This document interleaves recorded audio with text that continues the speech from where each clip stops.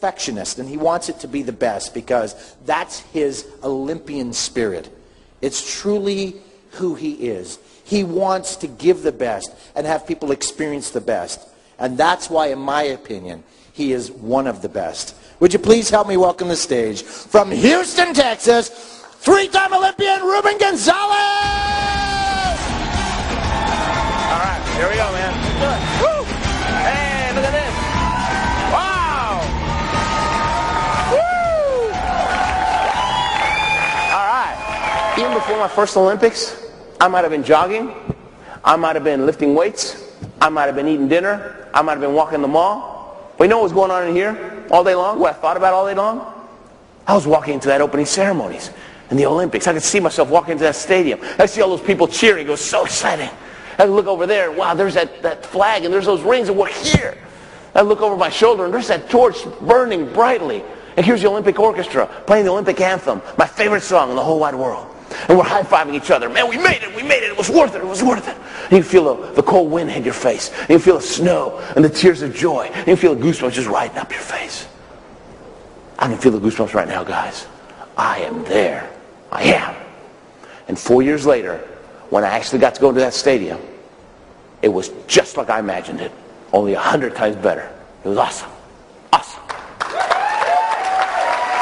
Thanks, guys. Thanks. So the littlest guy, he gets on a stationary bike, starts warming up. I go right next to him, and I start warming up. Right? And I knew he was a boxer, but I want to start a conversation. I want to build some rapport. So I asked him, what do you do? What's your sport? He goes, I'm a boxer. What do you do? I said, I'm a loser. He went ballistic on me. A loser? Don't you ever call yourself a loser, man. You're a winner. You're a winner. Just like that. Oh, it was terrible. I mean, everybody got off their machines and stretched their necks out. They want to see who the loser was, right? Most embarrassing moment in my life, right? I go, no, luge, just like the bobsled. And I explained it to him, because back then you had to explain it to everybody, right? And finally he gets it. He goes, oh, luge. Sorry, man. I thought you called yourself a loser. I goes, thanks. Now everybody else thinks I am, all right? Well, it turns out this little guy was Vinny Pazienza. He was the reigning world champion lightweight boxer of the world. He's a champ. If I didn't know who he was, I wouldn't talk to him either, right? Well, when I figured out who he was, I asked him, Vinny, tell me something. Why did you freak out when you thought I called myself a loser? He goes, Ruben, you ought to know better. Champions don't call themselves losers. See? Winners don't call themselves stupid. They just don't. You walk up to the start, your hands get sweaty, your mouth gets dry, the hair starts standing in the back of your neck. Because you know what can happen down there. Coach gives you a little pat in the back, moves to the side, you test your finger spikes. They feel good. Visor goes down, click, you grip the handles, and it's 1, 2, 3. And you paddle furiously to build those feet, and you lay down. And in no time, you're doing 50, 60, 70, 80 miles an hour. And as the speed increases, so does the fear. And the world's just doing this. And you're focused on a spot about 30 feet in front of you, just flying down that track. And people watch us on TV, they think all we do is hold on and pray, right? Well, if you hiccup, that could be enough of emotion to cause you to slam against the wall and crash. It's true. If it's your turn to go and you get the hiccups, you're going to have a rough ride. And it's not smooth, because on TV it's like, oh, look, it's a water slide, how fun. No, it's a water slide on steroids, that's what it is. It's not even smooth, it's bumpy. The whole way down you're going, seeing double the whole way. My legs, that's like doing this with a car. That's for emergencies. Hardly ever do it. So it looks like we're just taking a little ride. No, it's nuts. It's crazy. Now, how are you going to stop? You cross the finish line, how are you going to stop? You got no brakes. Well, you force yourself to sit up on the sled, and as soon as you do, boom, boom, you get thrown back with an 80-mile-an-hour wind. You grip the front of the sled, pull it up, dig your heels in, and slow down, slow down, slow down, stop. And as soon as you step off the sled, the adrenaline rush hits you. The fear hits you like a sledgehammer. I'm never doing that again.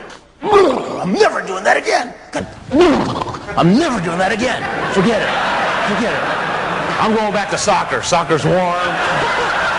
Soccer's soft. You don't get hurt in soccer. I was a soccer player.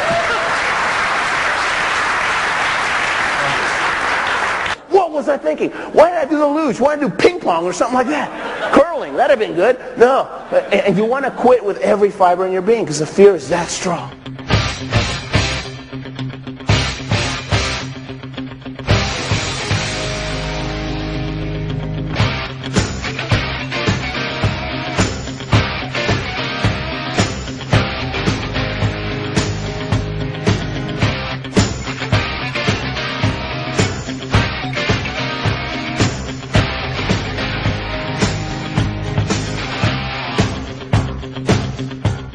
And you want to quit with every fiber in your being because the fear is that strong. Fortunately, there's a walkie-talkie right here. Because see, there's coaches up and down the track. And my coach, he's a 4-time Olympian and a 3-time world champion from Austria. This guy's the best of the best. He's the Michael Jordan of luge. He's about 6'6", looks like and sounds like Arnold Schwarzenegger. Yeah, he's actually from a village a couple of miles away from where Arnold's from. And when he says jump, I say how high, right? I mean, I respect what he's done, but I fear him a little bit too. But I just had a bad run. I'm fed up. I just pick up that walkie-talkie like, hey coach, who's Ruben? Ruben, nah, come on. Bad news, okay? Nothing good has ever come after knock, come on. My knees are shaking now for a different reason. He goes, Ruben, knock, come on. You must point your toes more. And Ruben, put your head further back. And Ruben, you were so late on curve 6. You must still hard on curve 6. And Ruben, relax, relax. Be one with the sled. Have fun. Click. Best comment I ever got from Coach was, Ruben, that was not so bad. Oh, that's the best ever. When he says that was not so bad, it's party time. I never would have made it to the Olympics without Coach. You know what Coach does for me? In 15 seconds on that walkie-talkie, you know what he does for me? He helps me take the eyes off the fear and put the eyes back on the dream, the Olympics. You guys are going to have a bad day once in a while. You're going to have a bad week. You're going to have a bad month. And once in a while you're going to have a bad year. Everybody does. I have. It's just life. I've had years when it seemed like no matter how hard I tried, nothing seemed to work out. And you start questioning yourself. You start doubting yourself. And you get so close to quitting. Some days you're the windshield. Some days you're the bug. Right? But when you're having one of those days, you know, when you're going through one of those life struggles and you just don't know what to do, don't try to go out and figure it out on your own. That's the worst time to make an important decision. You'll always take the easy way out and you'll quit and you'll regret it later. Rather do what I did. Pick up that walkie-talkie. Pick up the phone. Call your best friend, your best buddy. Call somebody that loves you, somebody that believes in you. Somebody won't let you quit. Somebody gets you back on that sled. Somebody gets you back on track. Because if you quit on your dream, you'll regret it all your life.